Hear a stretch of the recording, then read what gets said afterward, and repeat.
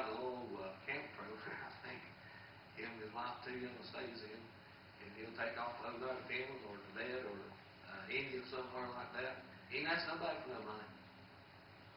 You know what? They get the word of God out. He'll take a suitcase full of tracts and about one change of clothes and take off. And those people are all over the world like that and get the job. That's the way these Moravians done. And if I couldn't support myself over there, nobody else, somebody said, well, ain't nobody gonna support. If the Lord called me to this field, you know what? I might try to go over and get a little bit of support, but then I know one thing, ain't nobody gonna support me. So what are you gonna do? I'll do the best I can. I'll chop on a banana boat and go to South America and you say, well, you know, you got to have a little bit of faith. You know, use a little bit of sense too, man. There's a fine line between faith and stupidity. A very fine line sometimes. But if the Lord called me on this field, that's probably what I would do. And I might do that one of these days. You can't never tell. Work about a year, save up money, and take off. Stay on till that money gets, go to some third world country somewhere where the dollar is about, best thing to do is invest in euros. I think the euro right now is about $1.45 to the American dollar now. You wouldn't want to go to Europe because the American dollar run up real fast up. But you go to some of these third world countries, the American dollar lasts pretty good while if you slip in a hooch down there with the hammock and with the bed bugs and everything. But these guys are willing to do that, and that's real missionary calling there. So we're going to be looking at now coming to America. We're going to repeat that just a little bit. It says by 1600 the Reformation had went as far as it could go in Europe. Now God had opened up the way to a new world, which was America. Now we're not going to spend a bunch of time on Columbus and the Nina Pinta and the Santa Maria and all that stuff. We're going to be majorly looking at the missionary endeavors and the gospel coming to America. It was by no mistake that the Lord kept America a secret for years until the time it opened up for the doors of America opened up, because had the Catholics got to America and settled here, we'd been in bad shape, wouldn't we? You got to remember now how God's hand is going. How would you like for everything to be wide open and the Catholics in Spain and England at that time during the Dark Ages had got to America and started colonies here before the Mayflower group and some of those other people? See, God had this thing all planned out, and He used America for right at 200 years, and still using it somewhat, to get the gospel out to all the world. There may be, 900 to 1,000 known languages right now, dialects that doesn't have a Bible.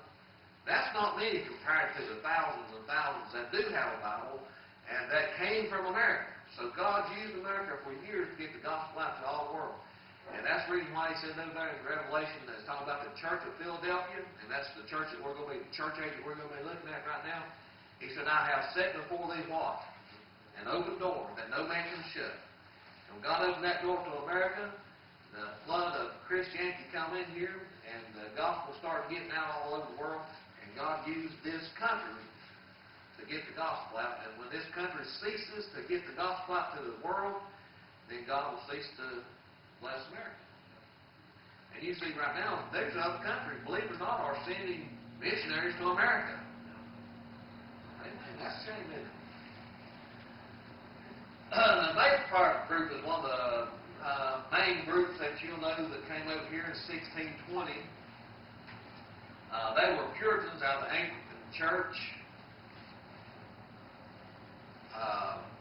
A lot of people came here for different reasons. They came as fortune hunters, land grabbers, some of them seeking religious freedom, religious liberty. And all these people set sail to America and made us what we are.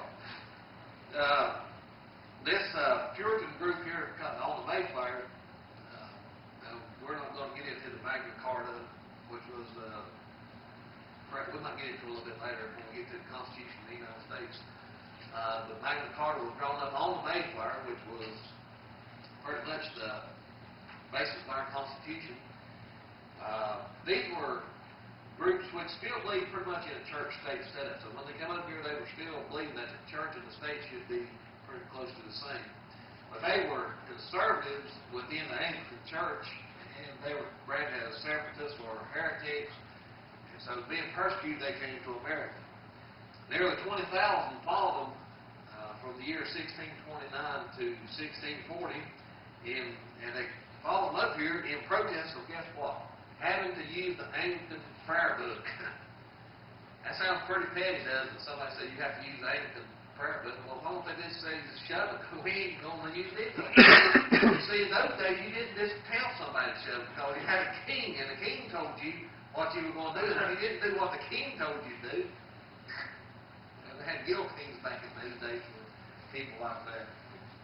And so they came to America because they didn't want to be forced to have somebody else force them what they could read, believe, and teach. All right. Now this is some of the first settlements of the Puritans, some of those 20,000 that came over here after the Mayflower in 1620. You have Portsmouth. I guess that's in Rhode Island, isn't it? Portsmouth, Rhode Island. And Newport, Rhode Island. I guess all those are Rhode Island. Warwick, Rhode Island, and Providence, Rhode Island. The founder of Portsmouth and Newport was William Coddington. I don't know if he's any kin to what's that, Lloyd Coddington that builds all those streetcars. And he built some stuff for Ford Motor Company now. Lloyd Coddington. And he built some design work for the F-150. Somebody ain't heard all that. Well, you'll see some squatted down F-150s coming in here pretty soon. I hate those cars, boy. He has to cut the fender wells out, put 28 rims on those things, and put them cars down on the ground. I hate that. I was going to say niggery, but that boogery looking wheels and stuff on them things. Take a 67 Mustang and, I mean, immaculate condition, cut the fender wells out on that thing. I'm thinking, instead of them that far off the ground, and put fluorescent lights under it and jam boxes in the back seat. He just ripped that car. I mean, they get in there and got a nice looking car to start with, and mess it all up. I don't know, dude. Anyhow, William Coddington founded Portsmouth and Newport. Samuel Gordon founded Warwick, and have you ever heard of Roger Williams? Anybody heard of Roger? They say he was First Baptist, but he wasn't. He was actually a Puritan who came over here, got converted over to Baptist. They say he started First Baptist Church, but he wasn't. John Clark was the first original Baptist here that started Baptist Church. John Clark, the first Baptist, he started church in Providence, Rhode Island. No, excuse me, Newport, Rhode Island, in 1639. Now, you see how this secession has come? Now, we've come from the Apostles down to the 2nd century Montanus, the Donatists, on down through the Waldensians, the Moravians, the Anabaptists, and now they come to America and have show up as Baptists. They took the prefix off the word Anna, made it Baptist. Now they're in America called Baptist. John Clark, that started that church, was baptized in London by Dutch Mennonites. Now, there's a Mennonite church down in Hickory, if I'm not mistaken. Those were some real, I don't know what they believe now, but back then they were real good Bible-believing groups. I'm sure probably all of them went the way of modern education now.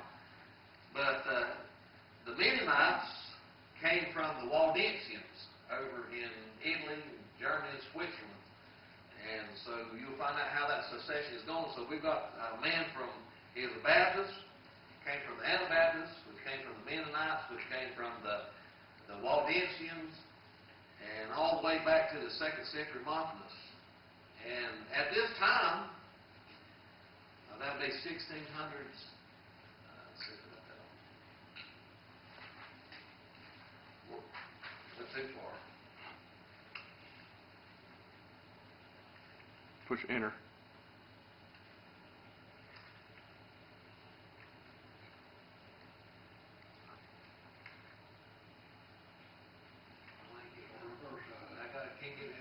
Here, strip the gear. Push the button that says enter on it. Anyway, Oh. It ain't entering. It ain't entering. That's weird.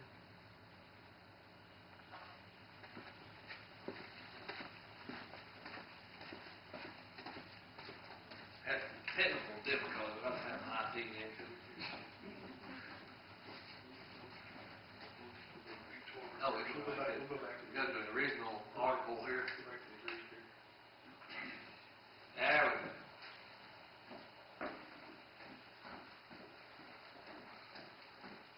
Oh, right there, at the bottom, it says there were in 1600, around 1650, now this is going to be in New York, Long Island and Staten Island, groups that were called Waldensians and Anabaptists up there.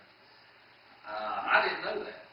I didn't know that there were any other Waldensians that called themselves Waldensians except these up here in Valdez. I don't know if they still, or I guess you can probably get on the internet and see if there were a Waldensian church up there. But I'm sure they're gone liberal now, like everybody else. But they were up in New York at that time, and that's 400 years ago, close to it. Waldensians and Anabaptists up there.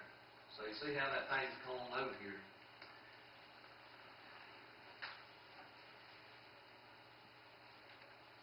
All right, moving right along.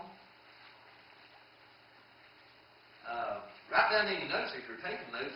Rhode Island, believe it or not, up north, was the cornerstone of religious liberty.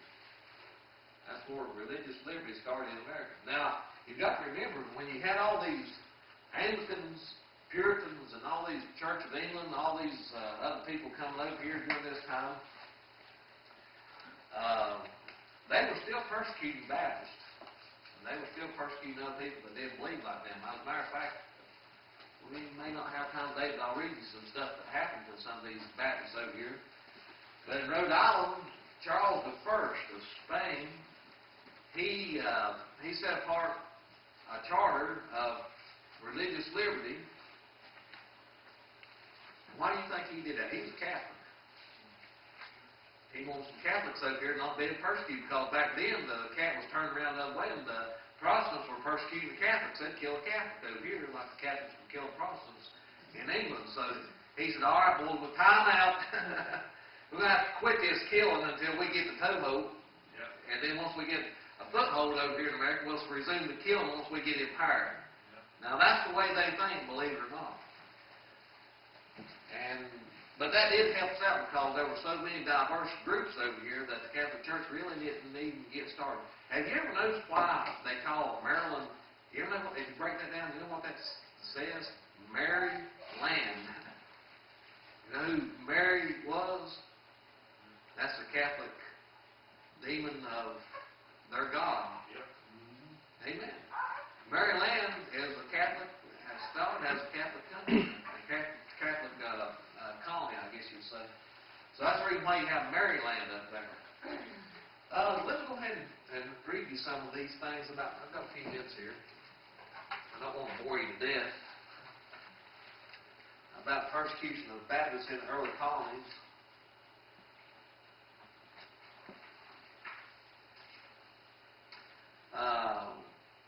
Thomas Painter, P-A-I-N-T-R, of Hingham, was whipped for refusing to have a child baptized. Thomas had said that baby sprinkling was an anti-Christian ordinance. Henry Dunster, the president of Harvard University, was compelled to resign for not letting the baby sprinklers dampen the foreheads of his 4 infants. Obadiah Holmes, that's 2 names you ought to remember. Obadiah Holmes and John Clark. I don't know if he's any kin to these Clarks up in the mountains or not, but Obadiah Holmes and John Clark were fined 20 pounds and whipped for denying baby sprinkling. And others were in prison several times.